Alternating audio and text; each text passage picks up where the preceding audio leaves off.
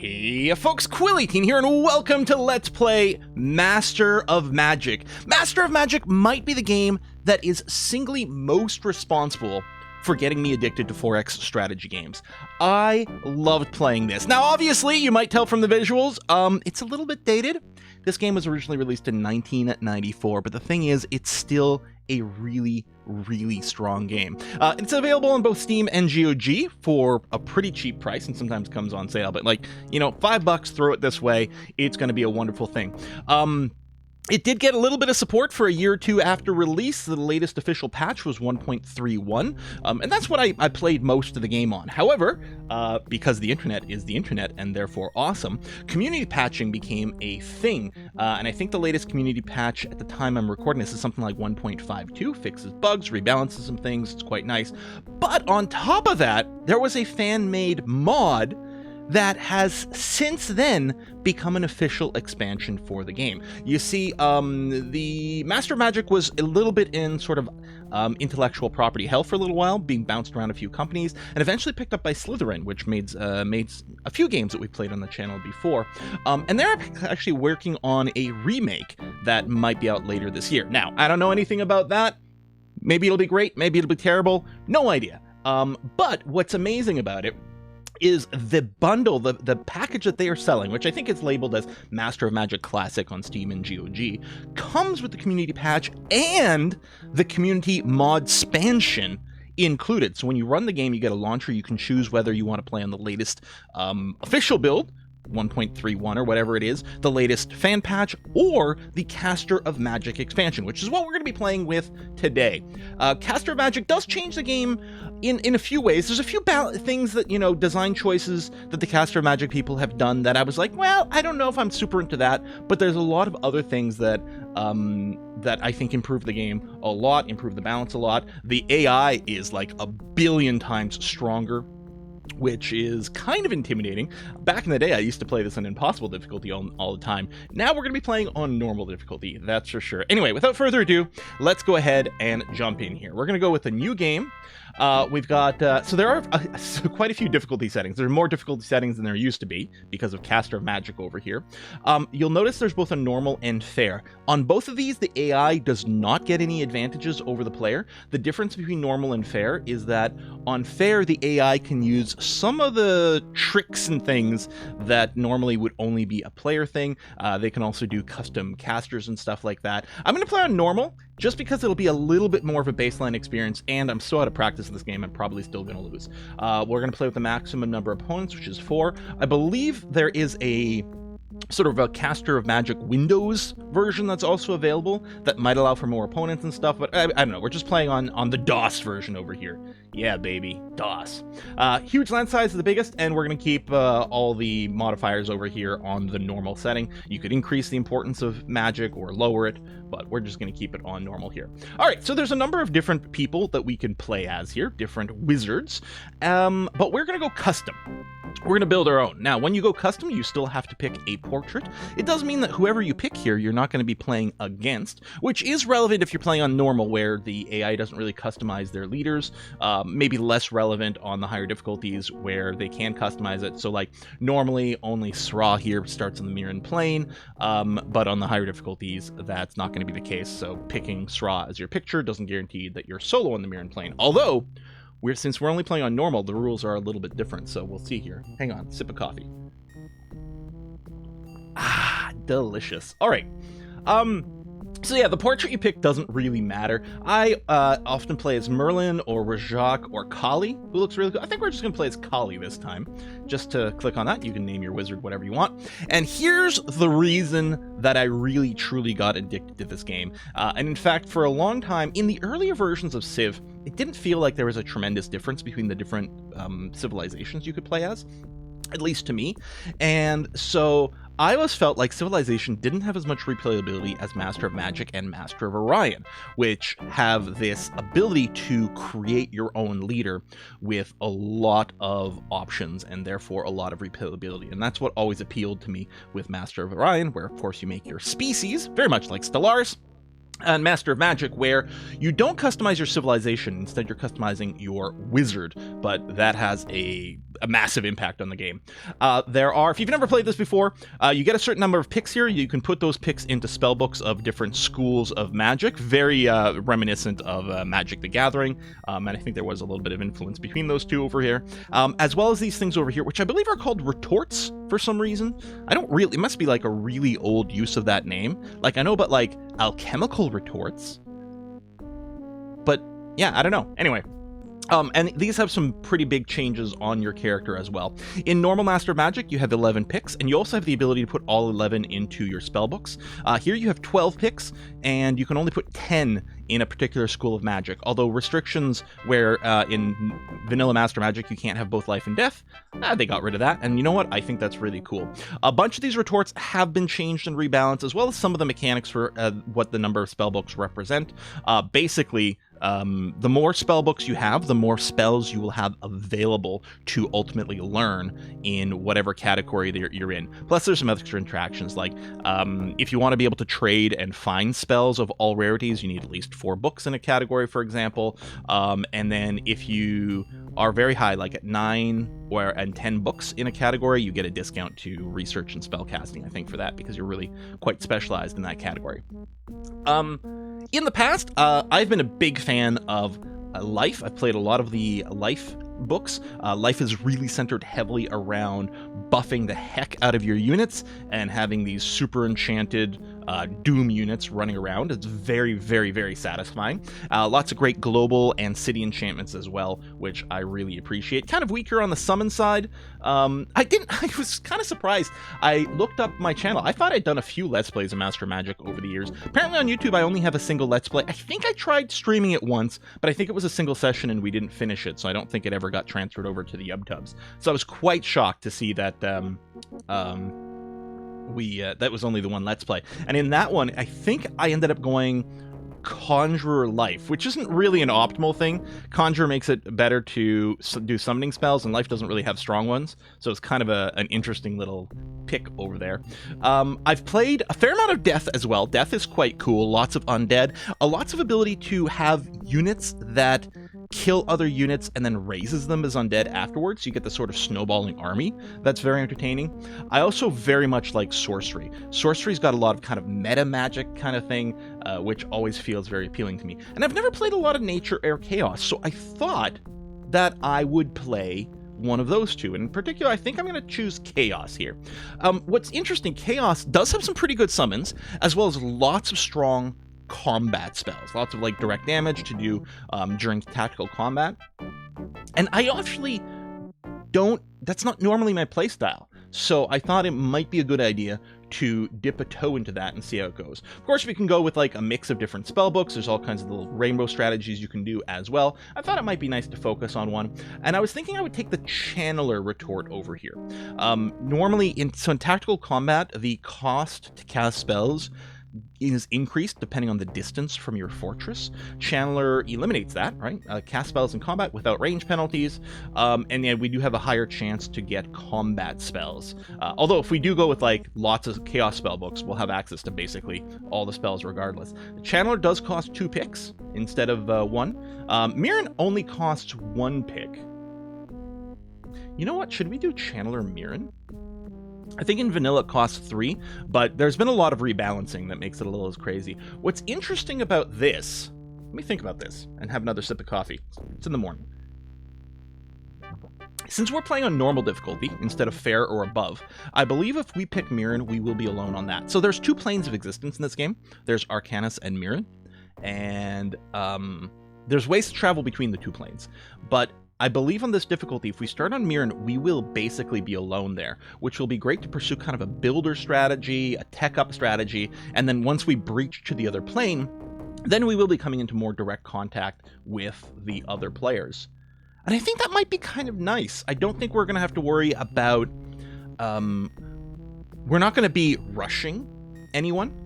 Except neutrals. There will be neutral cities as well, but we're not going to get into like early rush combat. We're really going to be able to appreciate and enjoy the magic system and develop it. And by the time we get into conflict with the other AIs, both sides will have some pretty high-end spells. And I think I like that. Yeah. All right, let's do that. So we're going to go Chaos Channeler on the Mirren plane. So depending on how many spell books you choose, you can get a certain number of spells that you're going to start the game with. Let me just unselect all these so we can kind of talk about our picks. And then down here, these are guaranteed to be researchable right off the bat. So with 5 starting spells, we got a few things. Warpwood does cancel out archers, which is really useful in combat. I know I want Hellhounds. So Hellhounds are things we summon on the global map. They're units that stick around. We're going to be using these probably as our early game hit squad, which is going to be very useful. I'm going to want Firebolt because this is a direct damage attack that's going to be very useful in combat. I think I might want Fire Elemental as well. Fire Elemental is a combat summoning. We don't cast it on the world map as a permanent thing. It's something that we cast during combat. It's got weapon immunity, which is going to be really nice early on. I don't need Corruption because we're not going to be targeting enemy cities early because we're not going to be dealing with other human wizards. Disrupt, destroying walls. We don't need that. I don't think we're going to need Wall of Fire. We might want Shatter, actually, early on. Flame Blade. Flame Blade does let us hit creatures that have weapon immunity, which might be key early on, but we can counter that because we'll have access to Firebolts, and Hellhounds might actually bypass that as well with their Fire Breath, or at least partially. I'm wondering about grabbing Warp Wood, just so that we can hose archers if we are attacking neutral cities. I think we'll do that, and then in terms of things I can research, I think we're going to want Fire Giants, and then either Lightning Bolt or Fireball as another direct damage spell. Lightning Bolt is basically just a more powerful version of Firebolt. Fireball works a little bit differently because it does obliterate stacks of units. I think I'll grab Lightning Bolt because I think single build creatures are going to be more of a problem. All right, I think I'm okay with this with our initial starts. Now, these are all the races that you would normally get access to. If you start as Mirren, you have access to these 5 races. And generally speaking, the Mirren thing, I mean, it is nice to start on a plane on your own, but the big thing with Mirren is that you gain access to these more powerful races. They're all quite interesting. Trolls are big and have regeneration. Dwarves have some interesting tech. They're quite tanky. Different races have different access to different buildings. Draconians here can fly, which I kind of think we're going to go with Draconians. Dark Elves have extra, they generate more power per population, which is really excellent. And Beastmen, I don't remember what their deal is. Their military units have more health and attack, can build most buildings. Yeah, I think the Beastmen are like sort of the all-arounder race for the Mirren plane. Whereas on the Arcanian plane, Highmen, and actually Orcs are actually the most average. They're, normally in these games, humans are like the average and everything else is weird. I think Orcs are basically the average in this game, and humans are mostly generic, but a little bit more specialized. Yeah, I think we're going to go Draconian, because being able to fly is quite cool. Big fan of the color purple in this game. And I used to take this golden banner because I like the fact that it had extra frills, but I'm going to go with green here because it'll make it easy to tell. Friendly cities will be green, and I think that's going to be good for my internal brain AI. So we got our first city over here. The names that it suggests for the cities are based on the race you're playing as, so we're going to go with Solinar here as our capital, which sounds okay.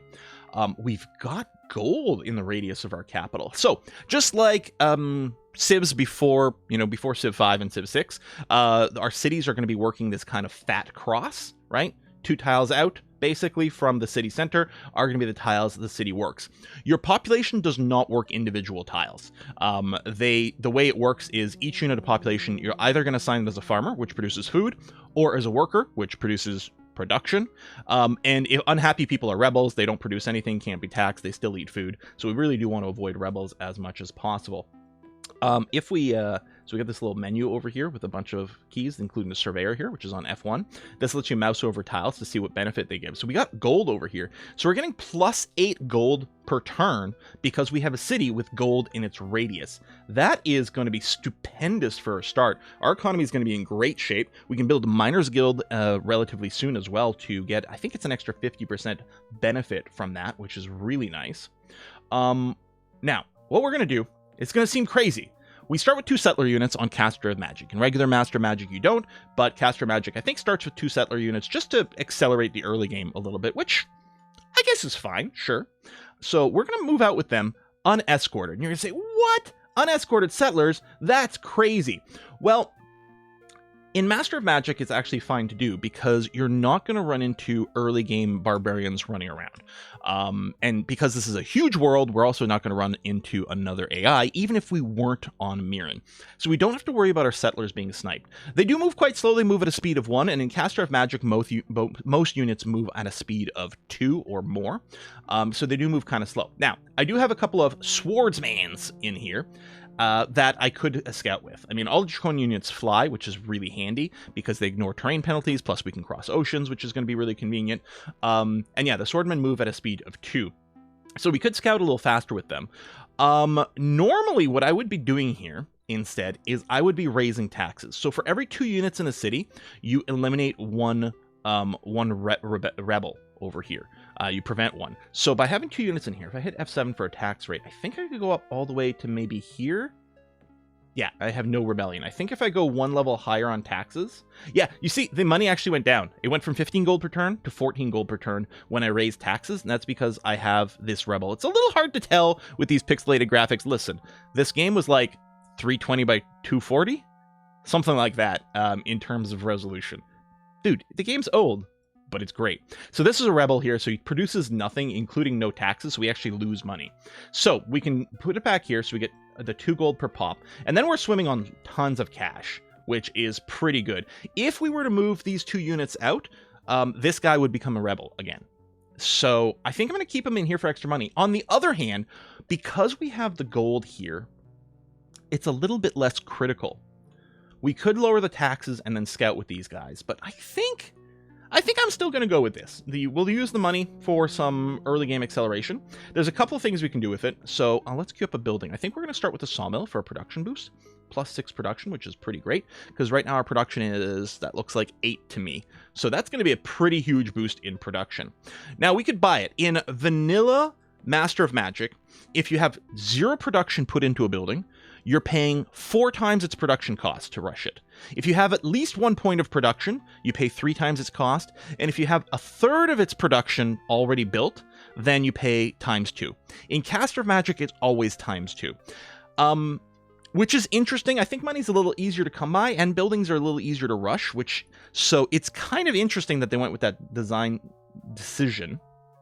What I appreciate about it, though, is that it removes a little bit of annoying kind of micro where it's like, okay, so I'm going to queue up this building and I'm going to wait at least 1 turn, then remember to click on the city again and then click buy, which is bad for me because I won't remember to do that.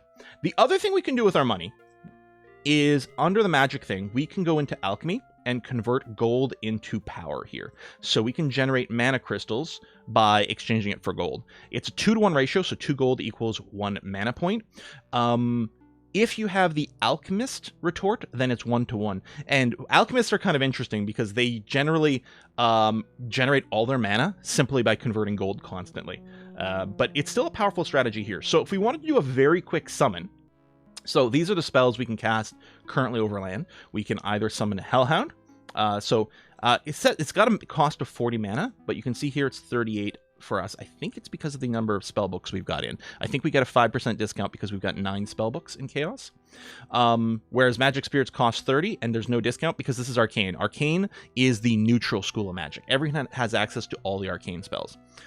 Magic Spirits are actually pretty good scouts early on because they do fly. So, well, they fly or they have swimming. I don't remember. They might outright fly, and they move relatively quickly, so they're decent scouts. It's going to be less of an issue for us since we are Draconians and we have flying units.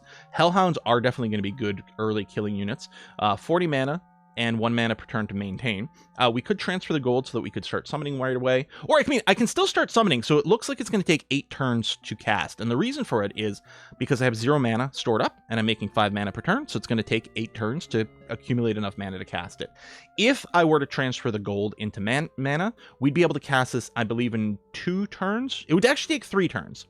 So we have 18 casting skill right now, which means every turn we can spend 18 mana. So this costs 38. So after 2 turns, we'll have invested 36 in there. So then we'll need the 3rd turn. If our skill goes up to 19, then we can summon a Hellhound in 2 turns. If our casting skill went up to 38, we'd be able to insta-summon a Hellhound. Like this very turn. You can just click the spell and a Hellhound would instantly appear. casting skill. Let's talk about this. The magic system's kind of funky. We are generating a certain amount of power. We're generating 17 power, and we can invest it either in mana, which gives us the currency that we use to cast spells, or we can invest it in research to learn new spells. There's no technology. Spells are the technology. Or we can invest it in skill. And what this does is, by investing in the skill, every so often, it'll actually increase our casting skill here. You can see we're getting a little number, 0.4. I think every turn we are gaining 0.4 of a skill point. So if we ran this, so every 3 turns right now, our casting skill would be go up by 1. So go from 18 to 19, and then eventually to 20, and so on and so forth. Investing in skill is quite nice because it will let you cast a lot more spells down the road. We don't need to summon any hellhounds immediately, so I think what I'm going to do is I'm going to keep my mana generation basically to 0. I'm going to split it between research and skill here. I do want my skill to go up, but I'm going to want to discover some new spells, so we'll do that. I'm going to keep these 2 units patrolling in here. I'm going to spend my money buying this sawmill. I'm going to get some acceleration in our capital. Is that the right move to do? I don't know, but that's what we're going to do. So, starting our research. So you do get presented with 8 spells at a time to research. They are sorted based on cost to research. Some of these spells will be arcane spells, again, the generic ones like Summoning Circle over here that everyone has access to. But most of the ones we'll see, so Enchant Item is another arcane spell, but most of the ones we'll see are going to be chaos because that's what our spell books are. I think we are going to want to use some Fire Giants to do some big ass-kicking relatively, so the sort of mid-game kind of vibe. Heroic Heart is a new spell in Caster Magic. It means that every wizard has the ability to heal their hero units a little bit, but certainly not to the level of what life casters can do. Warp Creature is an interesting way to hose a creature. I think what I'm going to do is I'm going to research Summoning Circle first. It's relatively fast, and this will give us the ability to change where our summons will be, and that's going to be quite nice because, oh yes, we created the sawmill, of course we did. We're going to do that. Then we're going to go to a granary here for some extra food generation. We should talk about how food works relatively soon, but it will let us free up a farmer to make some more production for us, so we're definitely going to be eager for that. Because Draconians can fly, including our settlers, we can cross the ocean and settle on other islands quite easily. We're going to want to make sure to be able to move our summoning circle to other islands, for example, so that we can summon hellhounds there, because the hellhounds don't fly. So we want to be able to summon them wherever we need them. There's more gold in Demdar Hills over here, although, ooh, we're going to be very hard-pressed to work that gold, actually.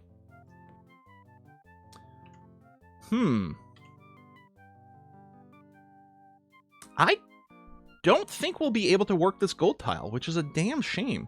We'll take a look in a sec. So yeah, I can cross the water here. Now here we got our first little monster lair, our first map feature that we can explore. This is literally called a lair in this case, and there's going to be some monsters in there. Now, I'm going to go and move my settler in here. We're not going to attack. Well, we're really not going to attack with an Ifrit. That's kind of scary.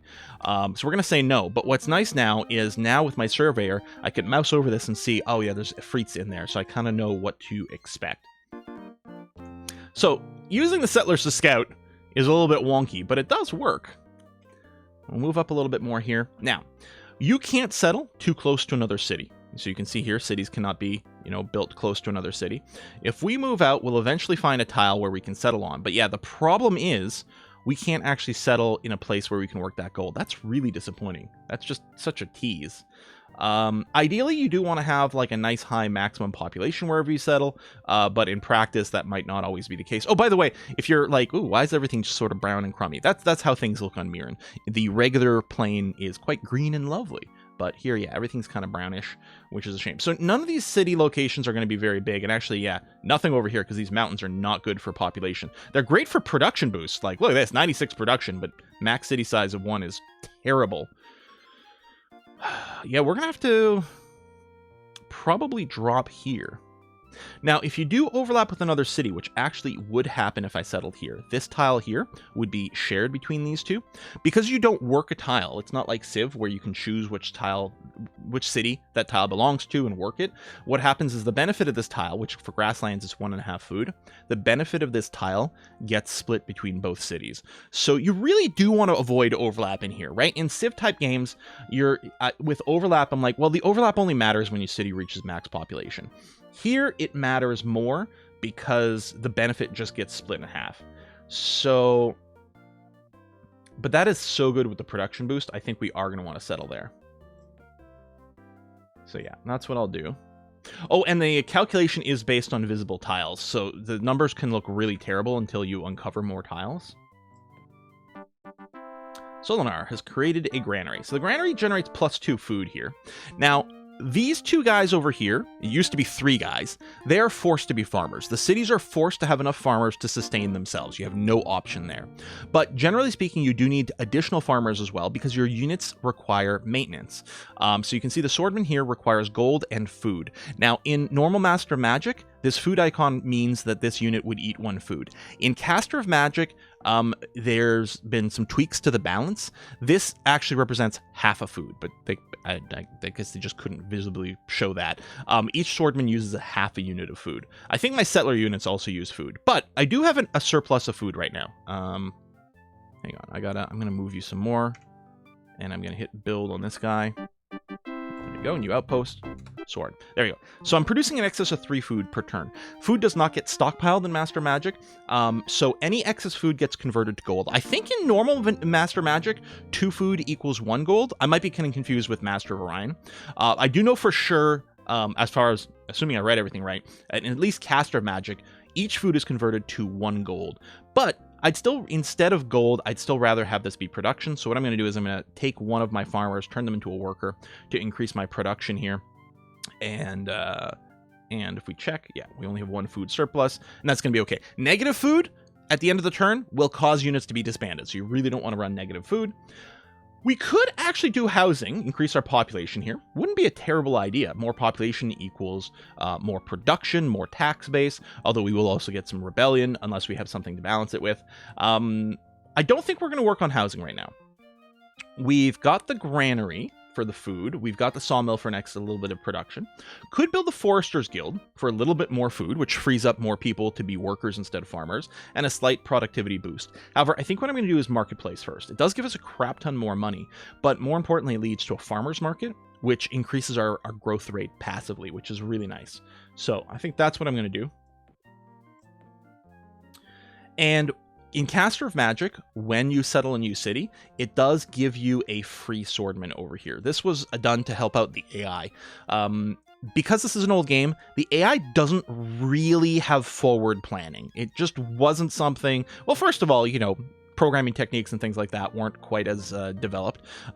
Teams tended to be a lot smaller, so dedicated AI programmers weren't really as much of a thing. But a big part of it was really about CPU cycles. We really couldn't sit here and have the game crunch. I mean, there was no multi-threading really in those days either. So you couldn't have the game just sit there and crunch for ages trying to look ahead. So basically the AI doesn't really pre-plan. It just tries to do the best moves each turn that it can.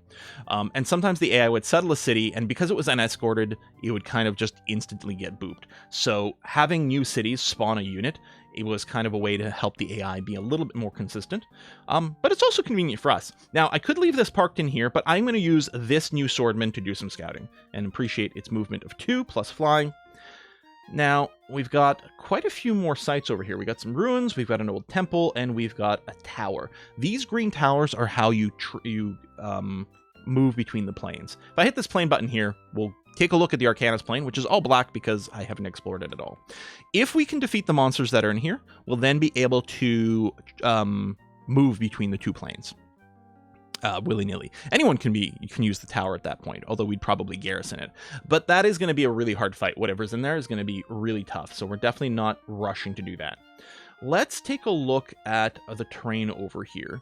So this city here is going to work out to here. So there's no overlap if we did settle here. It's only size 10. Would like it a little bit bigger, but some decent production bonuses. Right, we don't really have a proper amount of info about what's going to be in this area because we don't have vision. Now, we do have Nightshade here and more gold. We definitely want those areas to be worked. Maybe I won't settle immediately. Maybe I'll scout a bit more. Let me move this guy down here, and then we can have the swordman. You know what? I'll pop a little bit more. Wow, there's some rich resources over here. Wow, so many. I just want to make sure we don't block off something else that's good, although I do want to plop down my city as soon as possible. The new town we settled over here is currently just an outpost. We can't actually work it. We've got to wait for it to grow a little bit more before we can actually treat it as a city. Okay.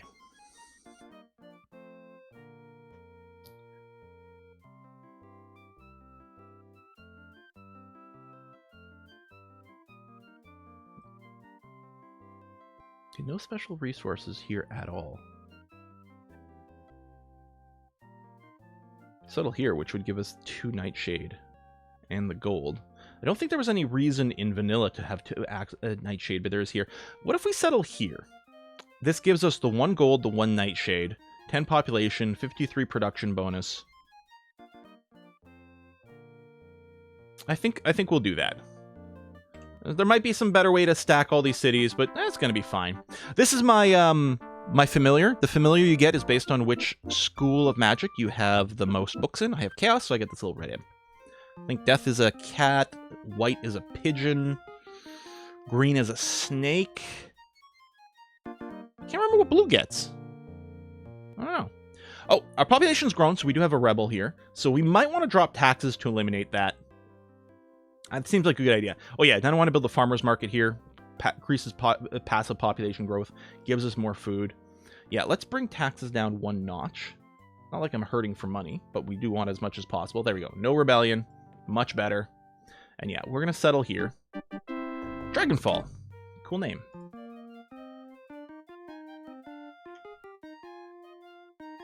And again, we'll get the swordman from the new city. I'm going to pop this. Demons. All right. Now, in Mirren, a lot of the defenses in these places are much, much tougher than on the vanilla plane. So we get the advantage of being alone. On the other hand, it's quite a bit more difficult for us to pop these kind of goody huts here. Guardian Spirits. That one's a little bit more doable. I think you do get like 3 of these around your starting city that aren't so bad. Although they still feel pretty bad. Is this the North Pole? I think that is. Oh, wow, more runes. What's in this one? Skeletons. That one's going to be easy to break.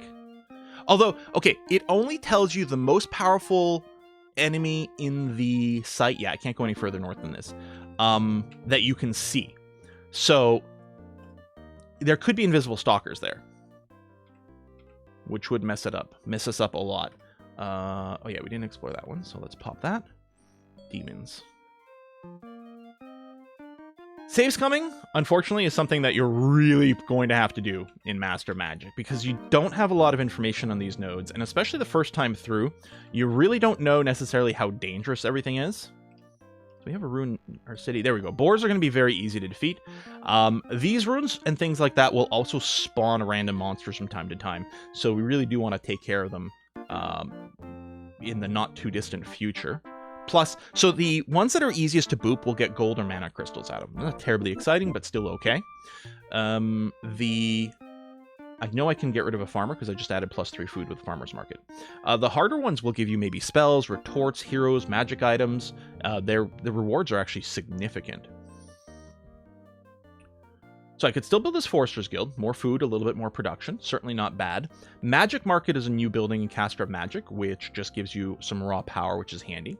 We could also just get more research. Now, since the 6 power could all be put into research, the 6 power is basically equivalent to the research, but more flexible, although it does cost a little bit more. Huh.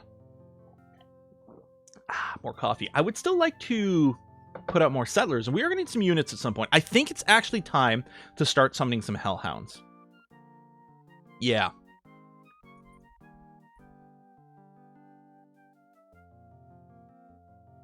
Do I get the magic market to support that, or do we sneak in the Forester's Guild first?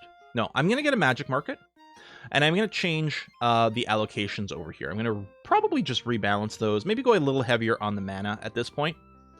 Casting skill's 22, so we can get a Hellhound in 2 turns. Or, really, it's, like, the next turn. Because we'd spend 22 mana on the turn that we click the button to summon Hellhounds.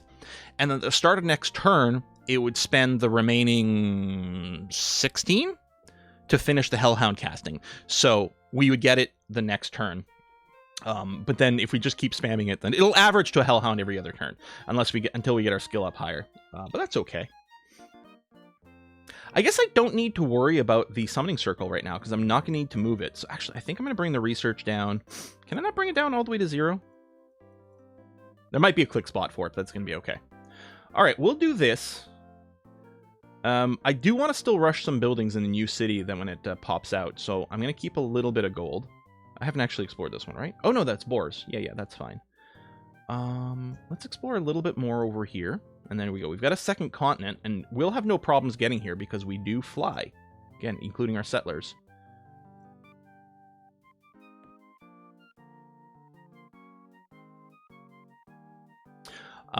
The clicking is inverted from normal games. It's left click to move, right click to select. Okay, magic market done. Oh yeah, I should start summoning the Hellhounds. We've got enough sitting there. Shrine does give you a bit more power. Mostly it's about reducing unrest, which wouldn't be bad as the population keeps growing. I could build a library for passive research, and that would let us continue to channel all of our power towards mana and maybe spellcasting skill. Let's get the Forester's Guild now. I'm happy about the extra power. I guess I'll pop this to see what's in there. So these are nodes. These you can bind spirits to, and what will happen is they'll generate power every turn, which is very nice, but they tend to be a little tricky to clear out. Okay, let's go Hellhoundage. Rawr.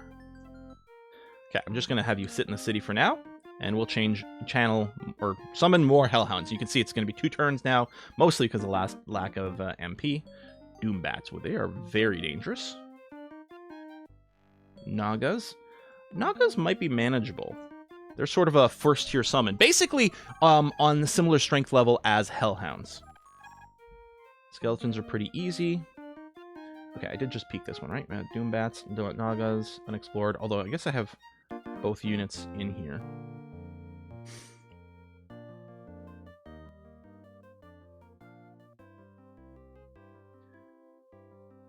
Kind of okay with the amount of exploration we've done. We've clearly got a lot of places to settle currently. I don't know. Maybe I'll go over here for a little bit more. I think I'm going to dump all my power into mana for now, so we can get those Hellhounds coming. And so neither one. All right, let's convert. Probably should have done this sooner. We're going to convert some gold to power. I still want to rush some production early. Oh, we've got some excess food, so we can do this. I still want to rush some production early in the new cities, but yeah, I want the Hellhounds to keep coming at a reasonable rate. Skeletons. I mean, I guess I'll pop that.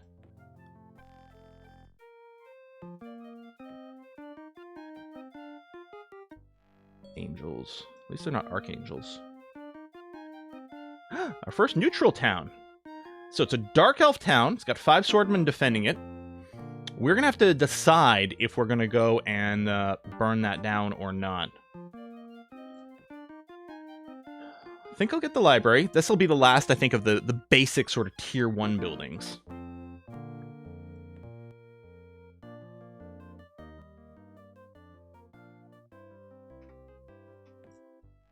Giant spiders. Okay.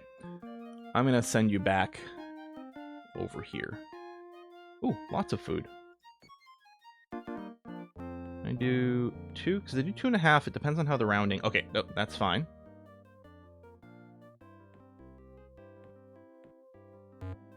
Hey, Sorna's grown into a hamlet. Perfect. So what I'm going to do here is sawmill for that extra production early on, and then buy it immediately. More Hellhounds. We're gonna get a decent sized army of mostly Hellhounds here. I can actually learn to summon gargoyles later. Library is up. So now things become a little interesting. Oh, I should get the Miners Guild. It'll give us a production boost and increase the mineral benefit by 50%. So we'll get more gold. You can see the half tile over here because we're sharing with the other city. So we're not getting the full benefit, but that's okay. We'll get a granary next so that we can change this farmer to a worker. I don't have enough money to rush it right now, but that's all right. You're going to come over here.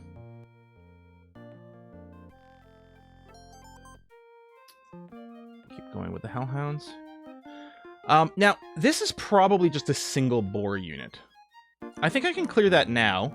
Well, if it's a single bore unit, I really don't need this much, especially since I'm probably going to be willing to cast Firebolt. Hellhounds do have decent movement. Oh, it's 2 boars. Well, 2 boar units with 3 figures each.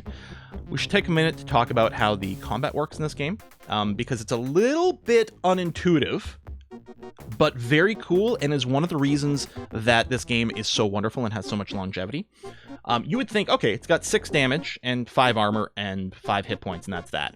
And as this unit takes damage, the figures in it will disappear, which we've seen in other Civ games and things like that. And you might be tempted to think, well, that's just indicative of how much damage this is. It's simply a visual indicator. You know, as it loses figures, it represents a percentage loss of hit points. That is not the case. In Master of Magic, each figure is actually kind of a unit unto itself. When we engage these boars, it's going to attack for 6 3 times in a row. And then these hit points, this is how many hits it takes to kill one of these boar images. So if we take a look at our Hellhounds, for example, we have only 4 attack, but there are 4 of us, so we're going to be attacking for 4 times. We have tremendously less armor. The Hellhounds are much squishier. One of the advantages the Hellhounds has, though, is they do have Fire Breath. When we attack, not when we defend. So when you do melee attacks, both sides hit each other, but the Fire Breath only triggers if we initiate the attack. But it means we hit first. So we actually, Fire Breath 4 means that each one of these is actually going to start combat by doing a 4-point Fire Breath attack. So it's going to be sort of 16 damage, followed by 16 melee damage. Hellhounds are really good damage dealers, but they are squishy with their low armor. We are going to use some spells to help us out here. I guess I will use Firebolt. Now, Firebolt says it's 24 magical fire attack. Again, that's not 24 damage, that's attack. So it's like 24 sword icons, basically, which does get resisted by armor. And more than that, your swords aren't 1 point of damage each.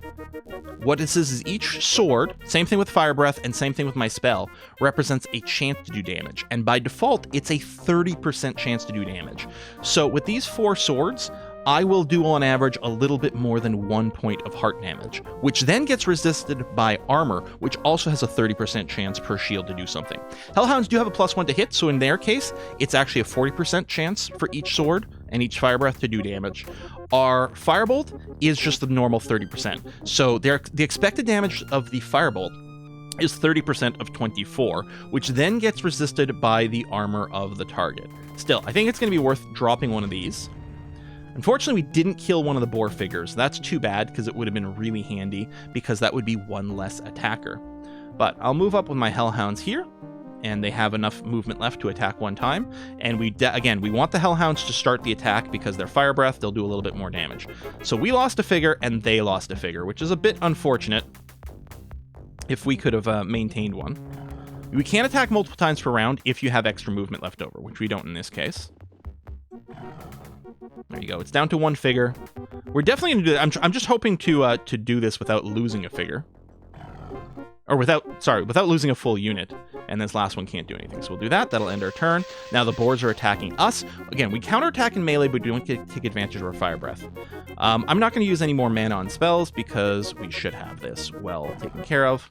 Perfect. We're triumphant. We get 100 gold. Nice. We didn't lose any units. That was very important. So that we can keep on killing on. Okay, summoning circle, so we can move where summons show up. We won't need Disrupt or Enchant our item or Corruption anytime soon. Warp Creature is an interesting option for combat. So things with more armor but less resistance, we can use Warp Creature instead of Firebolt. I think I will grab this, and then we'll probably grab Fire Giant after that. Hey, Dragonfall's grown into a hamlet. So we're going to get them a sawmill and buy that. And actually, if I can cycle over. So the fan patches, which Caster Magic builds on, did add hotkeys to cycle through your cities, which is really great. It's Z and X. So we're going to purchase those. Excellent. And yeah, we're going to keep spamming out Hellhounds, although we are running a little lower on mana. What was this over here? Efreet. We don't want to fight that. We're not going to want to do a node. That's going to be too tough. Guardian Spirits I think we can do, but I think what we're going to do is we'll go for the Skeletons first. Now, these summoned units do not get experience points, unfortunately, so they don't level up.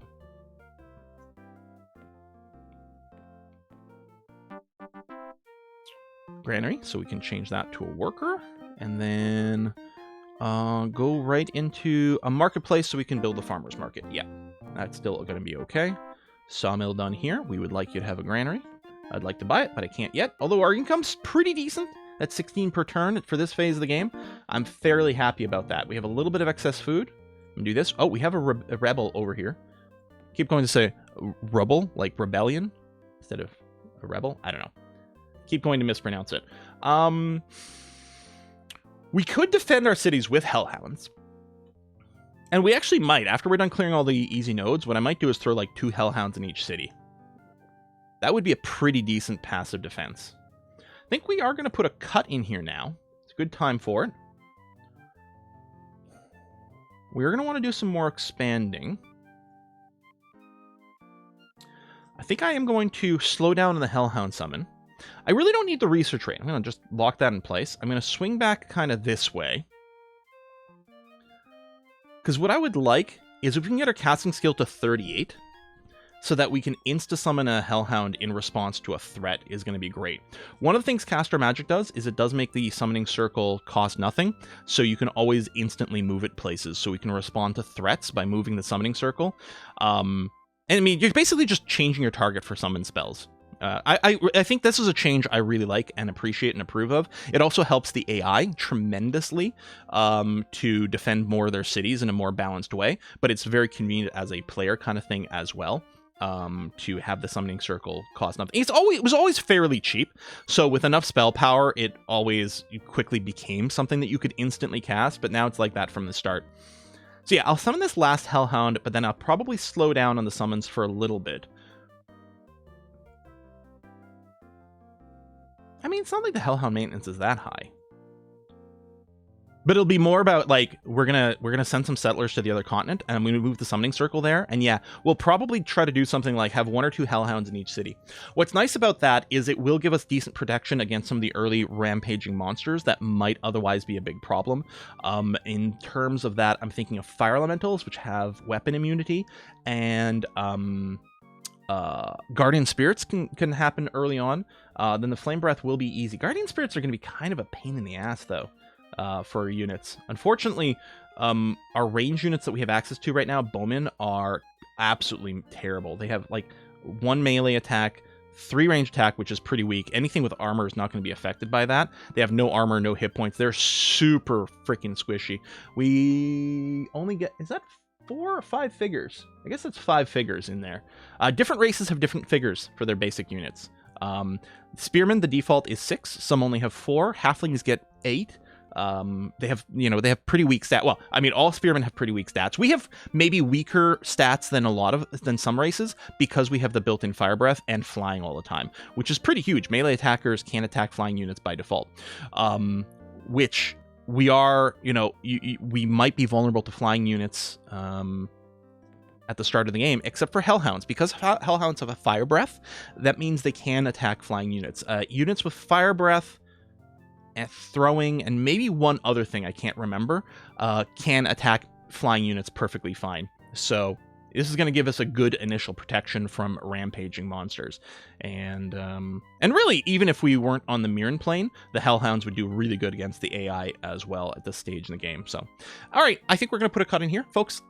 Episode was long enough. If you are new to the channel, of course do the subscribe, like, hit the bell, comment, tell your kids, do all that kind of thing. It makes a big difference. It helps out a lot. Otherwise, I'm going to see you guys next time. Bye-bye.